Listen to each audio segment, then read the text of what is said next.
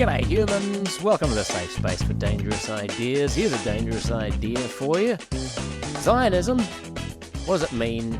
Am I a Zionist? Are you a Zionist? Who's a Zionist? Who's not a Zionist? Are Zionists all bloodthirsty pigs, or are they innocent freedom lovers and freedom fighters on behalf of the Jewish people? I'm Josh Sepps. I'm getting asked a lot more than I ever was whether I'm a Zionist.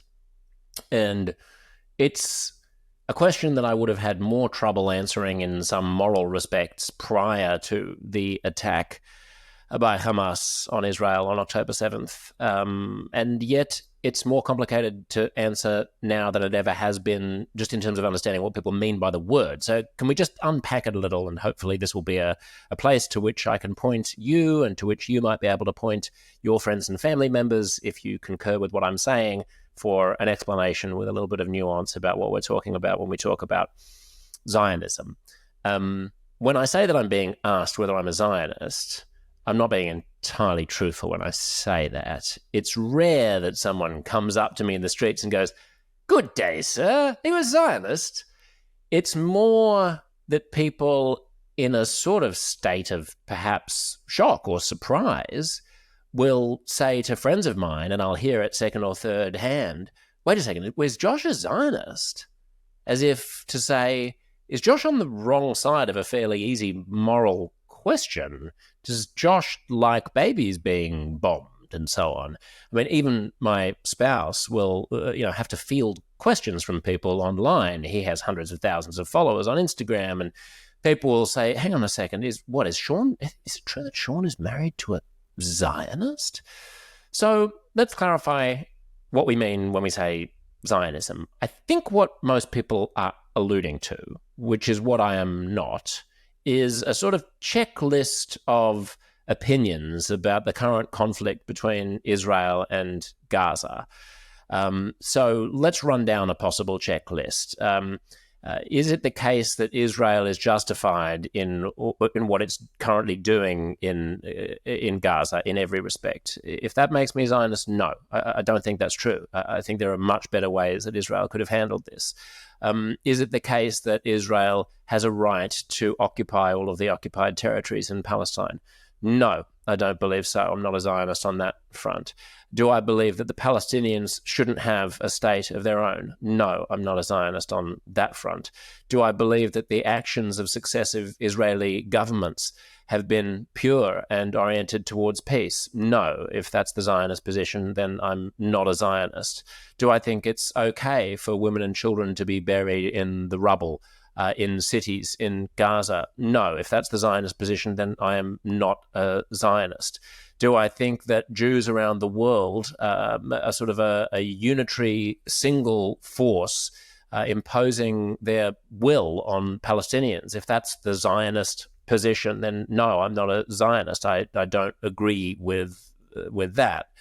So what are we actually talking about when we talk about Zionism? I mean, on the other side of the scale, at the other far end of the spectrum, would be a definition of Zionism that's a sort of a 19th century definition, which would just say, here's a group of people, an ethnicity, an ethnic group. They happen to have a common religion as well, but they're really, you can be an atheist Jew and Hitler will still shovel you into the gas chamber nonetheless. So, religion here or religion is sort of neither here nor there. Here's an ethnic group that has been systematically driven out of every place that has ever tried to set up shop. And so they deserve the right to create a state in some form, somewhere, sometime. That would be the most tepid, milquetoast, anodyne version of Zionism. Am I a Zionist on that front? Again, prior to October 7th, I would have even been ambivalent about that, and I was, publicly. It just felt a bit 19th century to be defining people on the basis of their ethnicity or religion. It just seemed a bit old-fashioned. Like, isn't the whole point of small L liberal progressive universalism that we should get beyond tribes? Like, why should this tribe have a state? Isn't the whole point that they should be safe wherever they go, that we should set up Western liberal democracies in such a way that Jews are safe and Muslims are safe and Sikhs are safe and everyone is safe? Like, who needs a state? Why do we need to have a state? So there have been periods in my life, long periods, where I would not have called myself a Zionist even by the most inoffensive and minimalist definition of that word. After October 7th, what changed was the deployment of the concept of Zionism by people on the left to basically mean filthy Jew. At least that's the way it sort of sounds. Now, I know that people will instantly say that's not true. I'm reading into it. I'm being, an aggressive victim in just the way that I might sometimes accuse other highly politically correct or social justice-oriented wokesters of being. But let me explain. I'm not saying that people who are banging on about Zionists and Zionist pigs all the time believe that Jews are bad people or are aware of the fact that they might be deploying timeless anti-Semitic tropes.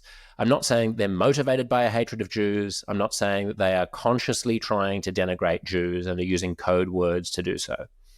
I'm saying that there is a superstructure of cultural memes that persist through time in Western culture that draw on traditional stereotypes about people. And we have no problem understanding this when we talk about feminism or when we talk about racism towards people of color. We have no problem understanding that when a male, an old sexist male, uses some slightly demeaning language towards a woman and says, fetch us a cup of tea, would you, toots? He doesn't get to say, look, I'm not being sexist. I'm not motivated by any animus towards women. The reckoning of the past 10 or so years, at least 5 years, is that it's no longer good enough for the people who are unwittingly involved in a kind of in structural prejudice to claim ignorance. The people who are being prejudiced against, the people who are being oppressed, the historically disadvantaged group, gets to point out that there are ways of talking and ways of caricaturing the other that are systemic and timeless. And sometimes that can go too far, and we can read racism into everything, or we can read sexism into everything, or we can talk about the patriarchy as being more powerful than it actually is. That doesn't detract from the fact that there really, truly are ways of talking about minorities that people can engage in, that they're inheriting from a long and sordid history of cliches about that minority. And they may not be thinking about it, and they may not be motivated by prejudice, and they may not be feeling any animus. But the fact remains that you can go to dozens of countries in Africa and pick a random person off the street, especially if they're Muslim majority countries, and you can ask that person about Jews, and that individual may not only never have met a Jew, they may never have met anyone who has ever met anyone who has ever met a Jew. But I guarantee that if they've been visiting mosques, then they will have some strong opinions about Jews. And that's not because they're personally motivated by any hatred towards any Jew. They don't know any. It's because they're caught up in a way of thinking about a particular minority that is pernicious and discriminatory. So, Zionism has become a kind of a code word, a lot of Jews feel, for bloodthirstiness, callousness, a disregard for human life. And one of the tragedies of the right-wing settler movement in Israel and of Benjamin Netanyahu, who I've said repeatedly is a corrupt little hack who has done more damage to global Jews than any other individual since, well, in my lifetime at least, the tragedy of these successive right-wing Israeli governments that have aggressively pursued settlements and have in fact found succor with Hamas in order to split Palestinian interests between the moderates on the West Bank and the extremists in Gaza, have tried to play them off each other in some kind of cynical game that they somehow magically thought wouldn't backfire, and of course it did, tragically so. The tragedy of Israel being derailed in this way is that it's dragged all the rest of the world's Jews into this weird Faustian pact where we feel like we're expected to choose between this intolerable binary. Are you a Zionist or are you not a Zionist? Well, if by Zionism you mean all of the horrible things that I just articulated, then no, I'm not a Zionist. And until you started bandying around the word Zionism in such a cavalier way that smelled so much of timeless Jew-hating tropes, I would have continued to say I was not a Zionist in any respect. But now, frankly, with all due respect, I do feel like the Jews need some kind of a safe haven, because you've made it abundantly obvious that we don't have one. Should that safe haven be the nation of Israel? I don't know.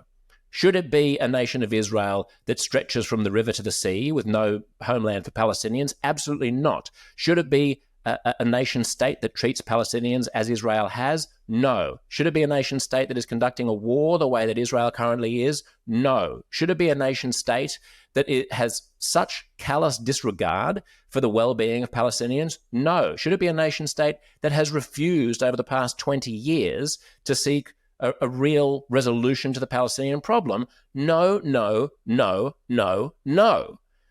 But should there be some safe haven for the most persecuted minority in the history of the world? Yeah, maybe. Maybe. And on that front, if that makes me a Zionist, then I shudder to think who isn't a Zionist. Really, the only person who isn't a Zionist is a person who thinks that the whole concept of Israel was a misbegotten venture in the first place, and that somehow there'll be peace, lions sleeping with lambs, rivers of milk and honey, postmen hugging, Great Danes and whatnot, if only Jews and Arabs are given a single state, like all those other great majority Arab, majority Muslim states in the world that respect women's rights and are highly innovative the way that Israel is, and have amazing tech sectors and have great gay nightlife, all those great other Arab and Muslim liberal democracies that you would want to live in, that all the protesters who are on the streets condemning Zionism would want to live in, that all the feminists on social media condemning Zionism would want to live in. Where is this mythical Palestine that is set up in opposition to the supposed filth of Zionism? You know, if Zionism is a bad thing, oh my goodness, is Josh's husband really married to a Zionist? Then show me the alternative. Show me the alternative Arab state, which is peaceful and well-functioning, and where there are lots of Jews, where the Jews weren't driven out fleeing for their lives. None of this is to justify the actions of Israel. None of this is to justify settler violence. None of this is to justify the intransigence of the Israeli government. But I just want to clarify what we're talking about when we talk about Zionism. It's become a kind of a code. Like, Pakistan is another country that was built upon the creation of a homeland for a particular religious group of people. Pakistan is the homeland for the Muslims of South Asia. It was created in the same year as Israel, when the British pulled out of South Asia. And it doesn't strike me that a lot of people object hugely to the notion, to the principle of creating a homeland for the Muslims of South Asia. So should the Jews have a country has become so wrapped up, perhaps because of the misdeeds of Israeli governments towards the Palestinians, but I suspect it's deeper than that, so wrapped up in the idea of there being an illegitimate clamoring for colonial land, that it's hard to remember that there are all kinds of countries that were built on war and bloodshed and that were created in order to provide safe havens for particular groups of people. I mean, should the Gaelic people have a country? Because they do in Ireland. You know, Pakistan, as I say, is built for Pakistani people. Armenia is for the Armenians. The Armenians are an ethnic group of people. Like, the Persians have a country. It's called Iran. That's where Persians are. The two holiest sites of Islam, Mecca and Medina, are located in an explicitly Islamic country. It's not a crazy thing to create a nation state around a group of people to provide that group of people with safe haven from other cultures, especially when the cultures surrounding them in that part of the world have been deeply inimical to them. So it's easy to sort of see the current war and be horrified at the idea of someone aligning themselves with Zionism. But if you zoom out and don't just look at what Israel is doing to Gaza, but you look at Israel's position surrounded by 500 million Arabs and Arab armies who detest them and have taken every opportunity to invade them and kill as many of them as they can whenever they can. I mean, starting in 1948, we don't have to go through the whole history again, but I think we all know it. The British pulled out, there was British Palestine, the United Nations created Israel, and the bit around Israel, which is currently the occupied territories of Palestine, was supposed to become an Arab state. It wasn't Israel that invaded it, it was the Arab countries that invaded it. And Jordan sat on it for decades. And it was part of Jordan. It was a third of the country of Jordan was the West Bank. And Egypt had Gaza. It was only when those nations then chose to invade Israel a second and third time that the Israelis managed to occupy all of the current territory. Well, it was the second time they managed to occupy it. The third time they were almost wiped off the face of the planet. So none of this is to say that I support what Israel is doing. I have said repeatedly that there surely were more humanitarian ways of resolving the crisis of October 7th.